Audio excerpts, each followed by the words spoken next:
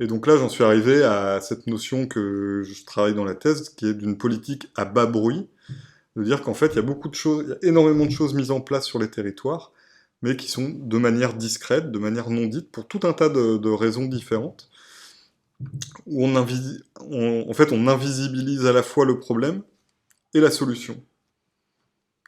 Le problème, c'est-à-dire qu'un des enjeux, c'est notamment, voilà, d'avoir une ville rayonnante, attractive, où il n'y ait pas de la mendicité, etc. Donc on essaye de faire en sorte de limiter cette visibilité du problème dans l'espace public. Je disais, hein, on invisibilise les bidonvilles, on expulse et puis ensuite on empêche les réinstallations de manière forte.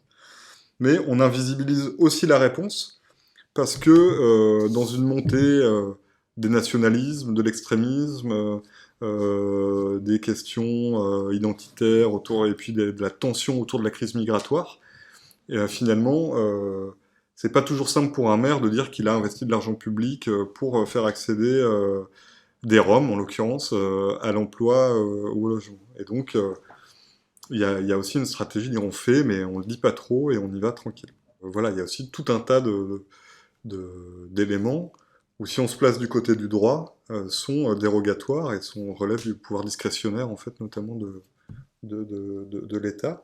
Et moi, ce que je montre dans la thèse, c'est que dans ces solutions-là, il y a même certaines dynamiques où on interdit aux personnes d'accéder à du droit commun. Par exemple, on dit, bon, bah, on vous accompagne à l'emploi, donc par contre, interdiction d'aller à Pôle emploi. Donc on voit nous-mêmes avec Pôle emploi des emplois non pourvus depuis plus de 8 semaines. Et donc, comme les personnes n'apparaissent pas dans les files de Pôle emploi, on ne peut pas dire qu'elles ont pris l'emploi des autres, et on les invisibilise de tout enfin, voilà, de tout ce champ-là de l'accès à l'emploi. Donc elles peuvent pas s'inscrire à Pôle emploi, elles peuvent pas s'inscrire dans les formations pour les emplois d'insertion, ateliers chantiers d'insertion, etc. Donc ça a été le cas dans le cadre d'un des projets que j'ai étudié.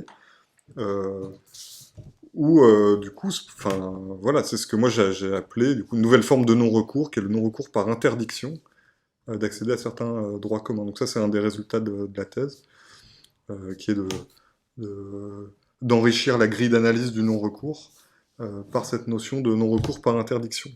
Les autres éléments du bas bruit, j'ai évoqué hein, la grande présence des bénévoles, c'est-à-dire qu'il y a certains projets qui sont des projets publics, mais qui pourraient pas marcher sans les bénévoles.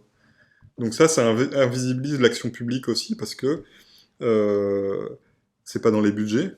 Du coup, on a des gens, moi j'ai interrogé des bénévoles, ils passaient, c'est des temps pleins pendant 2 ans, gratuits, donc il n'y a aucune ligne budgétaire où cet effort-là est indiqué. Et puis qui font aussi entrer les gens dans les choses par leur propre réseau, etc. Donc là aussi, pour moi, ça fait partie de ce bas bruit de l'action publique. Euh, de gens, et là il y a des chercheurs, notamment Maud Simonet ou Mathieu Elie, qui parlent de travail bénévole. Là enfin voilà, c'est des travailleurs bénévoles de l'action publique, qui contribuent aussi pour moi à ce bas bruit. Et, euh, et enfin, ce bas bruit, il est aussi euh, comment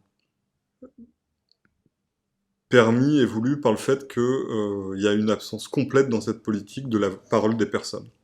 C'est-à-dire que tous les mécanismes de participation qu'on peut avoir, qui sont normalement inscrits dans la loi, notamment les lois qui régissent les établissements médico-sociaux, socio-médico-sociaux, qui obligent à ce que les personnes puissent exprimer leur point de vue, voilà, soit tout ce qu'on appelle le renforcement de la capacité d'agir, etc. C'est complètement absent. Les personnes sont absentes de la politique publique. Alors, c'est pas la seule politique publique où la voix des usagers est peu présente, mais en tout cas, ici, on a vraiment à tous les niveaux, je trouve, une mise sous cloche de la parole des personnes euh, voilà, qui participent à ce bavouille de l'action publique.